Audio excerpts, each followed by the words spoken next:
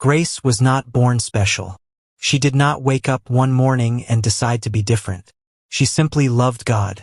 From the way she dressed, to the way she spoke, to the way she lived her life, everything about Grace pointed people to God.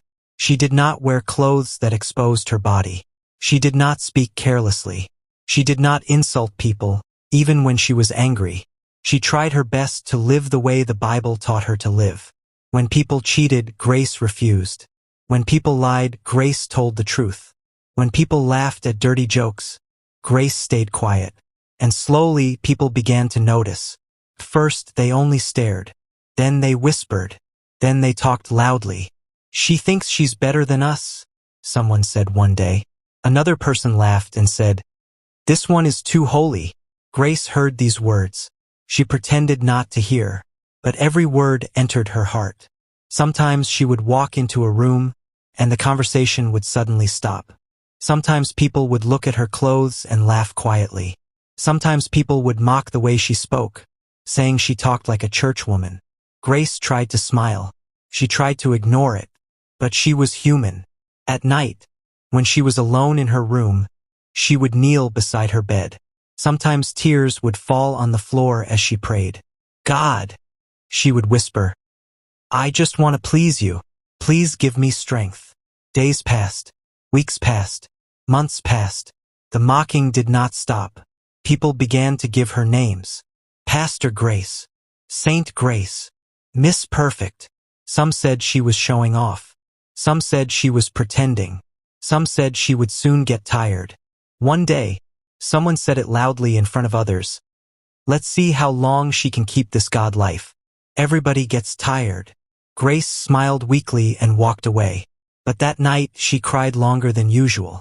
As time went on, Grace began to lose friends. People she used to laugh with stopped calling her. People she used to share secrets with stopped replying her messages. When she asked what was wrong, they said things like, "You've changed. You're too serious now. We can't be friends with someone like you." Grace felt the pain deeply. She would sit alone sometimes and remember how things used to be. She missed having people around her. She missed being invited to places. She missed laughter. Loneliness became her daily companion. Sometimes she wondered if she should just reduce the God talk. Maybe if she talked less about Jesus, people would stay. Maybe if she dressed like others, she would not be mocked. But every time she thought about changing, her heart felt heavy. She would pray again. "God, please don't let me disappoint you." The mocking later turned into something worse. People began to speak about her future. "This kind of girl will never marry. No man wants a woman who talks about God all the time. She's too strict. She will end up alone."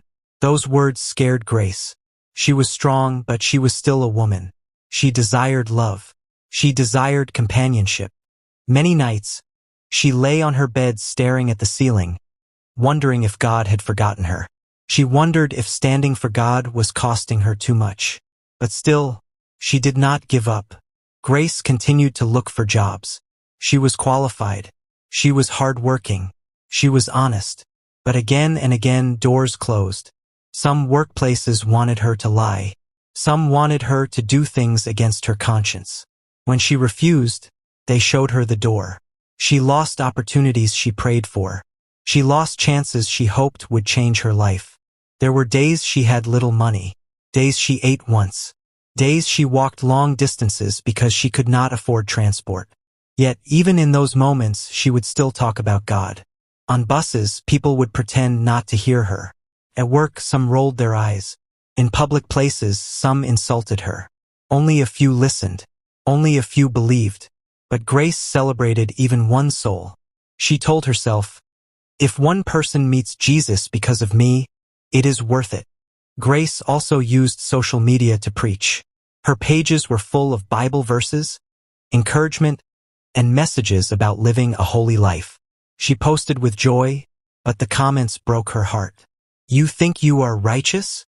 Stop forcing religion on people. You are annoying." Sometimes she typed replies and deleted them. Sometimes she cried before sleeping. Sometimes she logged out for days.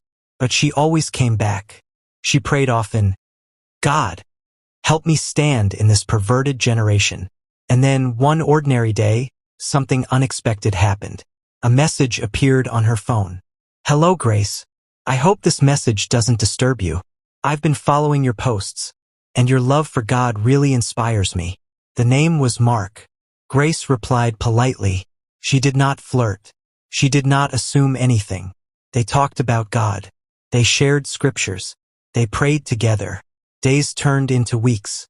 Weeks turned into months. Mark never crossed boundaries. He respected her faith. He respected her values. He listened when she spoke. He never pressured her. They became friends. One day, Mark suggested they meet physically. Grace was nervous. She prayed seriously before going. They chose a simple restaurant. Nothing fancy. Grace arrived early. She sat quietly, praying in her heart. When Mark walked in, Grace was shocked. He was handsome, calm, and gentle. His smile was warm. His presence felt peaceful. Mark saw Grace and was equally stunned. Her beauty was natural. Her eyes were calm. Her smile was pure. They talked for hours. They talked about their love for God, their dreams, their desire to serve others. Mark never spoke about money, never showed wealth, never bragged. Grace admired that. From that day, their bond grew deeper. They went for evangelism together. They prayed together. They supported each other. Months later, Mark proposed. Grace cried as she said yes. When Mark came to meet Grace's family, he was simple and respectful. But anyone could see it. His speech, his confidence, his lifestyle. He was wealthy. People were shocked. How did Grace find this kind of man? They whispered. Then something strange happened. Olivia, Grace's former friend, returned.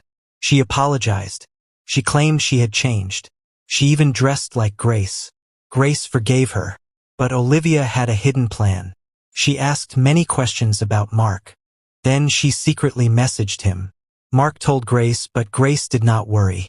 She's my friend, Grace said. But Olivia crossed the line. Mark saw through her. He was not only wealthy, he was spirit-filled. When Olivia tried to seduce him, he blocked her. Olivia became angry and started spreading lies. Grace stayed quiet. God fought for her. Grace and Mark got married. Their wedding shocked the town. People saw God's reward. Those who mocked her watched in silence. Grace smiled. She knew one truth. God never abandons those who stand for him. If the story blessed you, please like the video.